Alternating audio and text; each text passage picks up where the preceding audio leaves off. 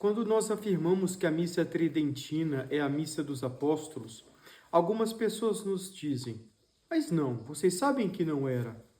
Ora, nós poderíamos então dizer, como os modernistas, que o conjunto de doutrinas que nós temos hoje claramente manifestado na Igreja, pelas proclamações pontifícias, também não era aquele conjunto de doutrinas que estava no início da Igreja, quando Nosso Senhor revelou aos apóstolos e eles transmitiram aos primeiros cristãos. Ora, assim como a doutrina católica teve um desenvolvimento homogêneo, quer dizer, nada foi acrescentado, mas simplesmente manifestado, assim como nosso Senhor crescia em graça, não que ele não tivesse a graça e ele adquirira, mas essa graça aparecia diante dos homens, a missa tridentina é a mesma coisa.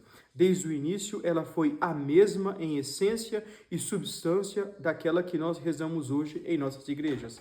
Simplesmente, com a inspiração do Espírito Santo, a igreja foi acrescentando de maneira homogênea, manifestando através de acréscimos acidentais, acentuando para acentuar a doutrina já presente na missa revelada por nosso Senhor Jesus Cristo.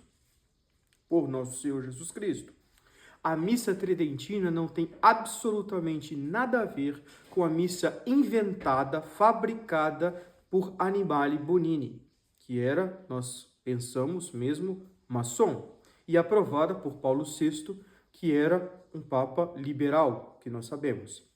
Bem, então esse argumento não pode ser usado. Esse argumento é frágil, esse argumento mostra uma ignorância mesma com relação à vida da igreja.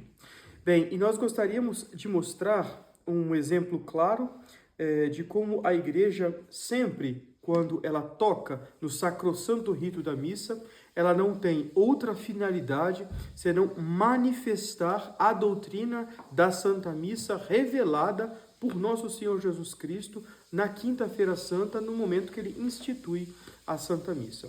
Nós gostaríamos de indicar aos senhores, bem, nem tudo nós concordamos com Michael Davis na ordem da praxis, na ordem do que como ele reagiu à crise da igreja, mas nós temos que admitir que ele tem livros e obras que são excelentes. Dentre elas, a trilogia lançada pela editora Permanência, onde há um dos tomos é a Reforma Litúrgica de Cranmer. Cranmer foi um dos revolucionários anglicanos que inaugurou, que inventou uma missa que, curiosamente, é muito, mas muito semelhante à missa que a maioria dos católicos hoje assistem nas paróquias. Quer dizer, como dizia Dona Lefebvre, para se tornar católico, para ser católico, permanecer católico, terei que me tornar protestante? Pois é a questão que todo católico deve se fazer hoje. Neste livro, Michael Davis cita algo muito curioso que acontecia na época dos arianos. Mas antes, uma outra observação. As pessoas também algumas pessoas dizem com relação à comunhão na mão, dizendo, mas no início da igreja a comunhão era na mão. Ora, mais uma vez, caros amigos, tenhamos boa vontade e o espírito da igreja. O senhor acha que o Espírito Santo faria algo na igreja, inspiraria algo na igreja que fosse parecido com os ultrajes, a ultrajante, a blasfema, a indiferente, a assombrosa comunhão na mão que acontece hoje nas paróquias? O senhor acha que o Espírito Santo, a senhora acha que o Espírito Santo estabeleceria na igreja uma espécie de comunhão em que as espécies consagradas estariam em risco?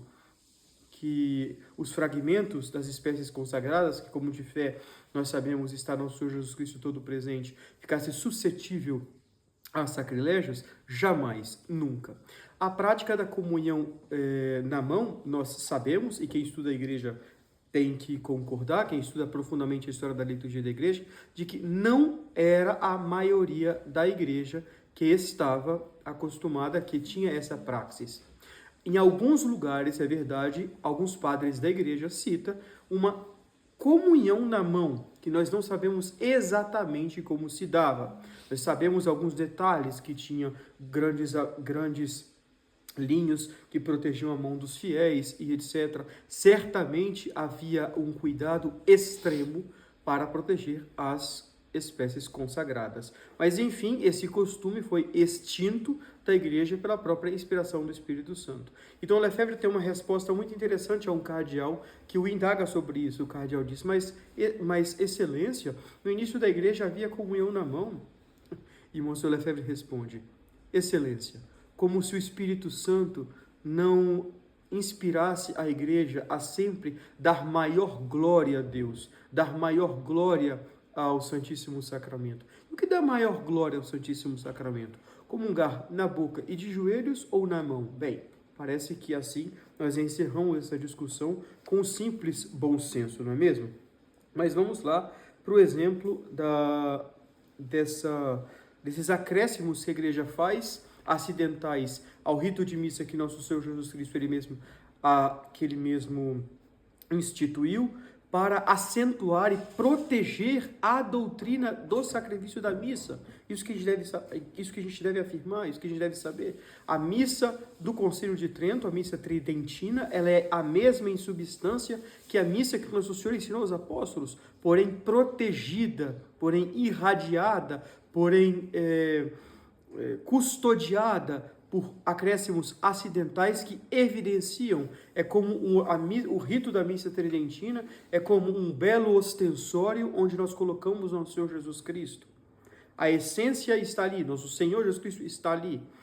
O rito, ele manifesta a presença real. Quando nós vemos um belíssimo ostensório, por exemplo, como aquele que tem em Fátima, de 17 quilos de ouro, cravados de pedras, etc., aquele que está ali dentro, aquela hóstia que está ali dentro, aquele pedacinho aparente de pão, para quem não sabe que é uma hóstia consagrada, que está ali dentro, deve representar alguma coisa. Ninguém coloca um pedacinho de pão, ninguém coloca algo redondinho assim, branco, dentro de algo de 17 quilos. Ora, aquilo vai manifestar que quem está ali dentro é Deus. Assim, a igreja, inspirada pelo Espírito Santo, durante os séculos, enriqueceu o rito de missa, acentuando essas verdades de fé. O que não fez absolutamente a nova missa de Paulo VI, de Annibale Bonini, porque além de não acentuar verdades de fé, esse novo rito atenua verdades de fé. Por exemplo, o ofertório.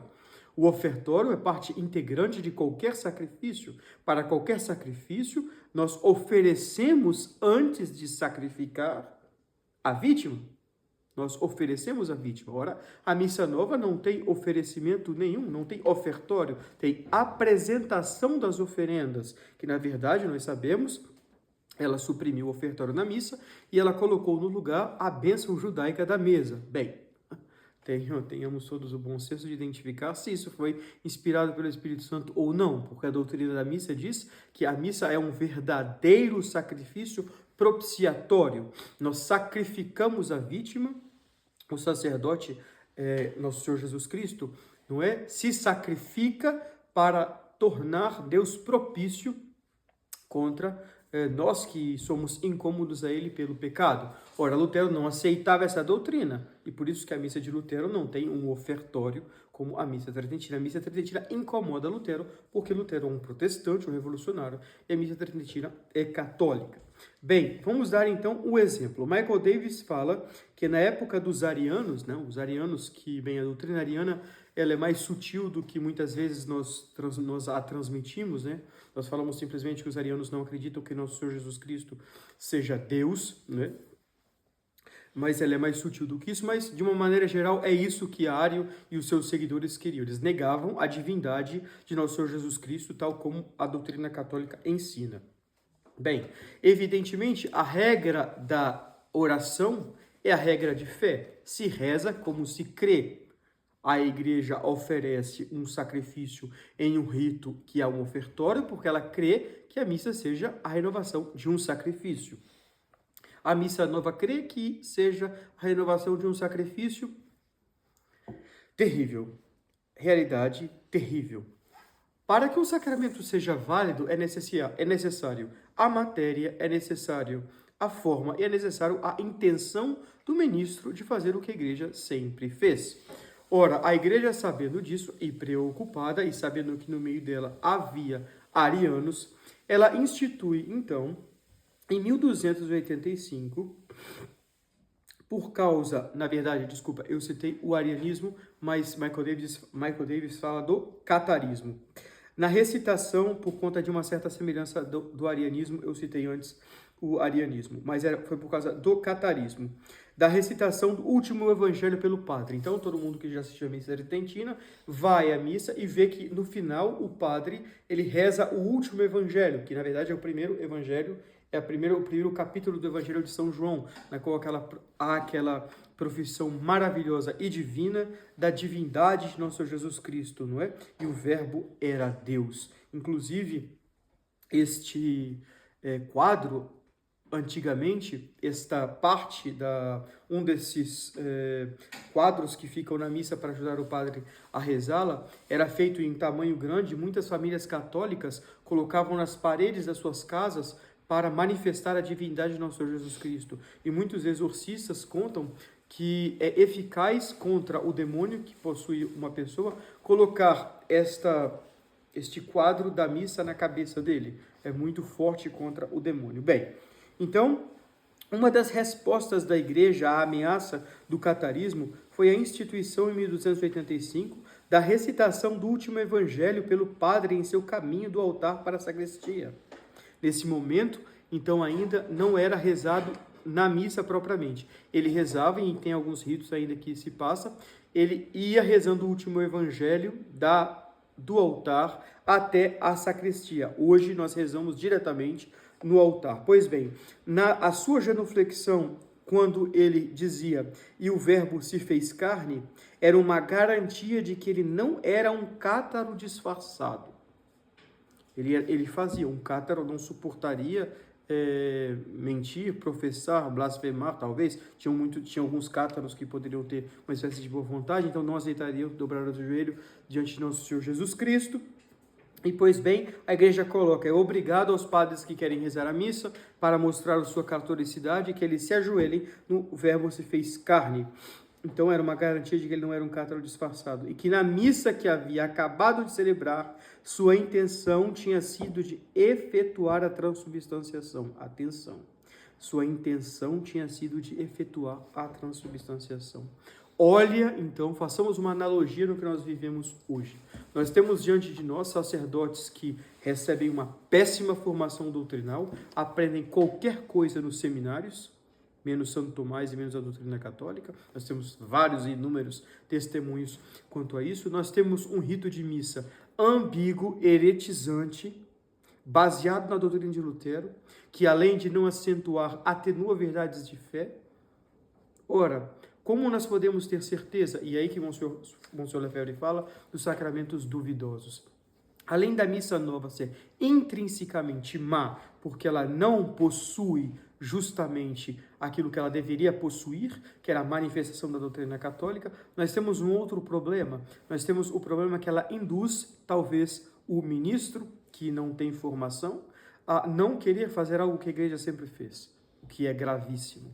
Então, nós vemos assim um grande defeito da missa nova e uma ruptura no espírito da igreja que sempre quis acentuar em seus ritos a doutrina católica. Aqui, a igreja quis colocar a genuflexão para garantir que o padre tinha querido fazer a transubstanciação. Ora, na missa nova, por exemplo, além de não ter ofertório, além da consagração ser então narrativo, que conduz o padre a pensar que a missa é simplesmente uma lembrança, uma narração, uma memória daquilo que foi feito na Quinta-feira Santa. Enquanto na missa tradicional, a igreja exige que o padre realize uma ação infractionem. Ele realiza a ação de consagrar e renovar o sacrifício. Não é um teatro, não é uma lembrança, não é uma memória. Problemas gravíssimos, problemas de fé e um dos problemas, isso é apenas um comentário, de que nos faz renunciar e fazer guerra a esse novo rito de missa, que não veio da igreja, mas veio sim, certamente, das inspirações das lojas maçônicas e do protestantismo, e em última análise, do inferno. Salve Maria!